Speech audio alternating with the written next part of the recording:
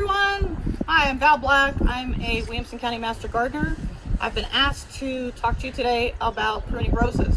So welcome to my garden area. We're working on pruning roses here this week.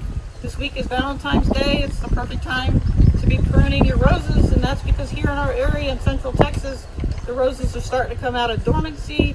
The canes, the buds are starting to swell up, leaves are starting to emerge, so it's the perfect time to prune. So why do we prune? Well, there's a couple of reasons we like to prune roses. The first big reason is to manage the size and shape of our roses. We also want to go in there and prune out old blooms, any kind of disease, and any type of canes that are dying.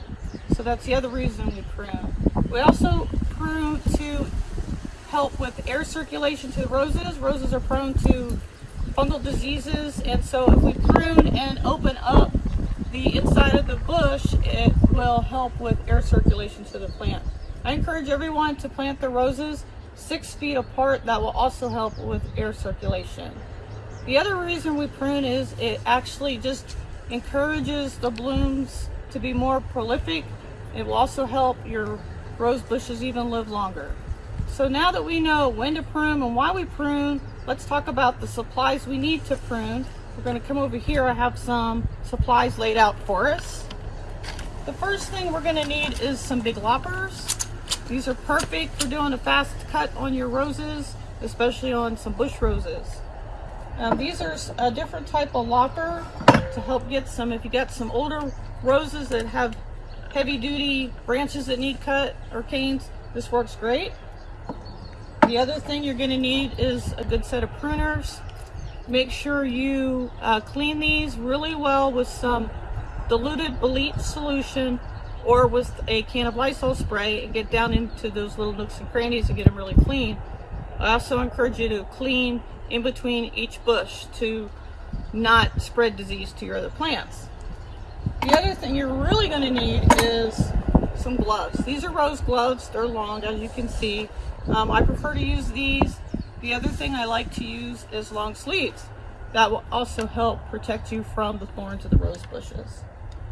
The other thing that we have here today is a small rake. As you can see, it's very small, but it's great to clean up debris on the bottom of your rose bushes when you're done pruning. Any old leaves, any of the spores that have splashed there that have any type of fungal diseases, we want to make sure we remove all that debris. The other thing that we have today when we get done pruning is we're going to spray with a fungicide. This is a sprayer that you can get at your local Ace Hardware store. It's probably about $10. Perfect little sprayer, but makes spraying really quick. And I'm not going to tell you what type of fungicide to use. This is what I use. It's a liquid copper solution. It works great for any type of fungal diseases. And I put this in my sprayer. Make sure whatever product you use, you follow the labels carefully on how to dilute the solution. When we're done pruning and when we're done spraying with the fungicide, I like to fertilize my roses, and this is a product I like. This is Rabbit Hill Farms Bud and Blooms. You can use any rose fertilizer. If you can, try to use something organic. And with that being said, now that we know what supplies to use, let's walk over here to the rose bush and let's begin pruning.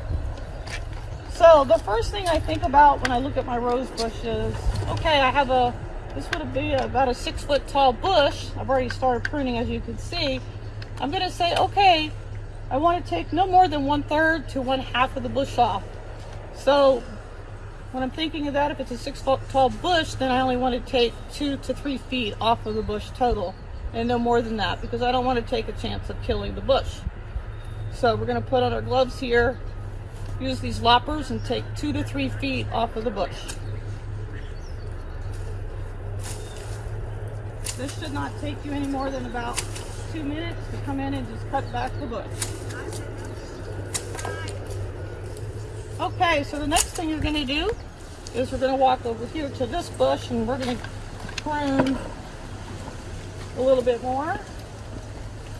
So now we're going to get a little bit pickier about pruning, and we're going to prune off any small little branches that are invading into the center of the bush, and any crisscrossing branches, any small little canes that really aren't doing any good.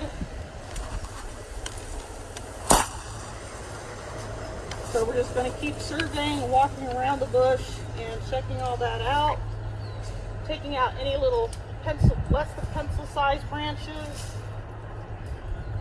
And when you cut back, try to cut all the way back to the main stem. You have to get down here and get dirty. So I'm going to pull those out. And you're just going to keep walking around and surveying like that. Okay, so we got the majority of what we want off of here. We should get down to about four or five main cane branches left on the plant. And pretty much by the time I'm done pruning, most of the leaves will be off of the plant. A lot of these leaves that are still on here are what I call winter leaves. They're really not a diseased leaf when they look like that. It's just what I call a winter leaf. But a lot of times you will have black spots still on your leaves. If you have any disease on your leaves, make sure you remove all of your leaves. If you leave those leaves on there, you're just going to spread the leaf spot to your new leaves. New leaves are the most susceptible to black spot. That's why we want to spray the fungicide this time of year, because when the new leaves are coming out, they're so tender, they can get leaf spot really quickly. So that's one of the main reasons we'll use that fungicide right away. All right, so now I'm looking at this one. I want to get a little pickier. So on an outward facing bud like this one, we would cut back to 45 degrees like this. And there's two reasons why we do that. With an outward facing bud, it's going to promote outward growth. It's going to leave your center more open, which will improve your circulation. The other thing that does, the drainage will then, when it gets rain on it, will come from the bud down, which will also decrease the chances of you getting fungal disease. So those are two things I like to do. So I'm just going to keep going around the bush here and cutting back where I think it needs to do that. Here's another outward facing bud there. So we're going to cut here, 45 degrees, with facing up towards the bud, right above the bud, about 1/4 of an inch, and cut it there. Okay, this bud is in. That's okay because it's more to the center. All right, so I think we've got a pretty good deal going on. There's just some little spindly stuff here I'm taking off.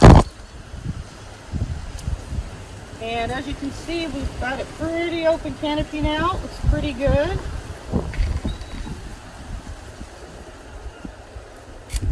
All right, so I think that's it for that one. So the next thing we're going to do now is we're going to go ahead and spray with a fungicide. So here's my fungicide that I already mixed up. I put 2 teaspoons of a fungicide in here, and now we're going to spray it. These pump sprayers, you got to keep pumping them to spray.